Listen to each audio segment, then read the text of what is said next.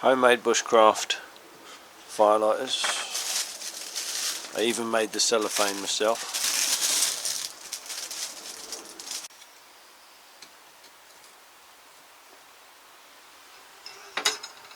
So hello everybody and welcome to Sam's Outdoor Life. I know it seems like I'm indoors now, but I'm kind of outdoors because this is the shepherd's hut down the field. It's, as I say, early January, so Happy New Year, and I have to do a thank you video. So this is mostly a thank you video, and I need to say thank you to the channel name Step Away From the Screens. I will put a link or a card up at the end of this just so you can go and have a look at that channel, because I was contacted before Christmas, and basically the idea behind Step Away From the Screens is it's a guy and his kids really sort of doing things outdoorsy and all of that, and he contacted me before Christmas and asked if it'd be okay to send up Wilma, come on, up you come on, to send up, come on, up, treat, yeah, that'd work, come on, up, yeah, take a look, let me out. I'll get you a treat in a minute.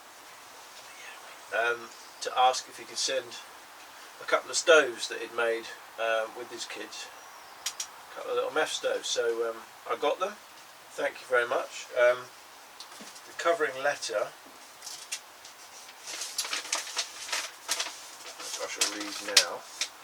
Hi Sam, hope you had a good new year and have plenty of luck in 2018. I've sent a couple of stoves that me and the boys made. They aren't built for looks, but they sure work a treat. Neither of them need pot stands, as your pans sit directly on top. For the black one, this fella, fill with Meths, wait for the bloom and you're good to go. With the gold one, just fill the middle and light the wicking material all the middle. Flame should come straight up the side straight away and you're ready to cook. The gold one is a fantastic stove and I've used them up mountains, freezing in the woods and loads of other places, and they've never let me down. If it's blowing a hoolie you might need a windshield. Hope they are of some use to you. Boys have asked if you could give Wilma a stroke for them.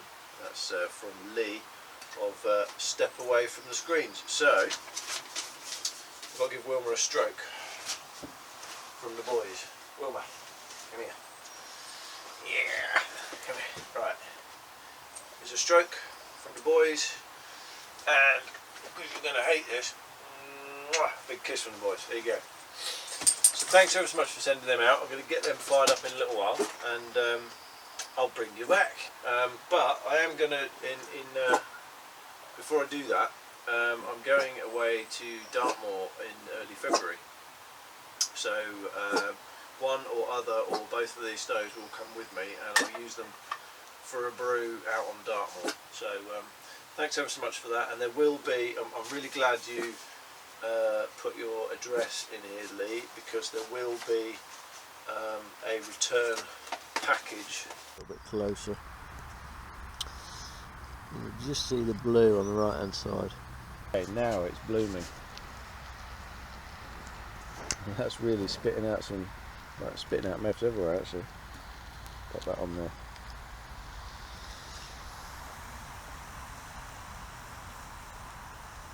There it goes. So the jets are burning away. Excellent. This one here has warmed up a bit more.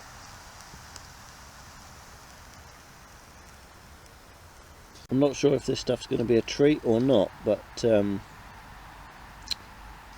going to try some of this camp coffee, or chicory and coffee essence.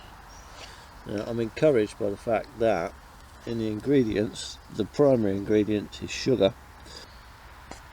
This little one, it did actually go out again, despite the fact I thought it had bloomed enough.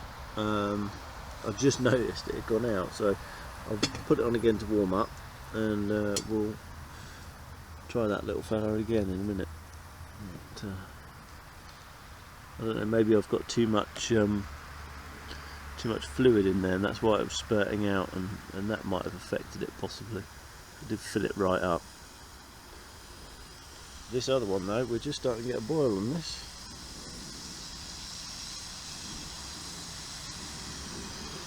That's coming on really nicely.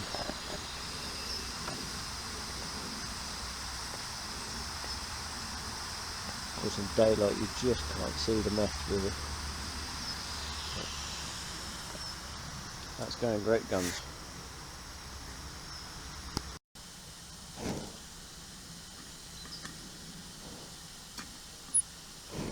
So no, I'm thinking I've got too much meths in there because that's spitting out like mad. Flaring up, spitting out.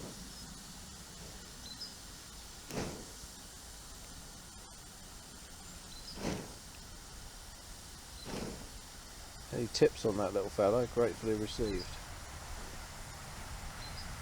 In the meantime, I'm going to make coffee from the other one. Oops, I knocked it over. That's sorted that one out. There we go. Yeah. There we go. Knocked that one over. I think we'll just carry on with this one.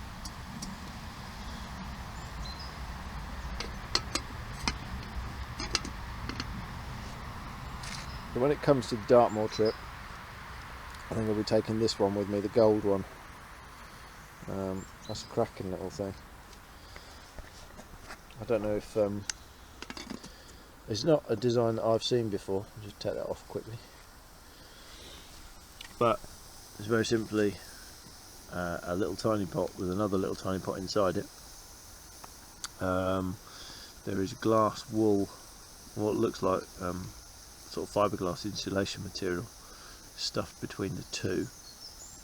Obviously the bottom has been taken out of the inner pot, and I don't know if you can see that,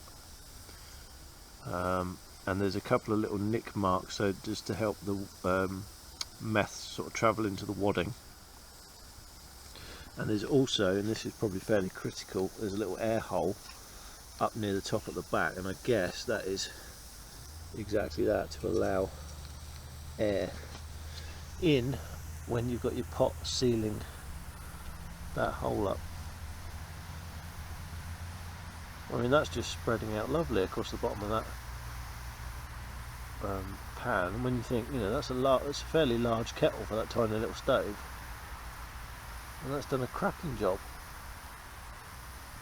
The other one, I need a little bit more experimentation with that one, I think. This is my first ever taste of camp chicory and coffee essence. Now, I'm not really a coffee fan, but because of that, and since this is chicory based, I might actually like this more. I will see. Fingers crossed.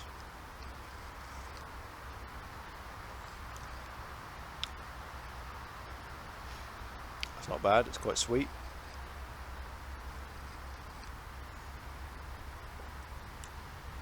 Yeah, I can drink that. Nice smokeless stove, that one in the hut there. You can see the heat haze coming out of it, not much smoke coming out of there. Very little smoke.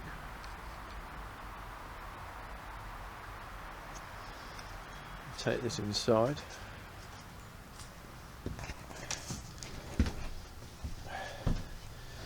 Now roaring away. It's quite full.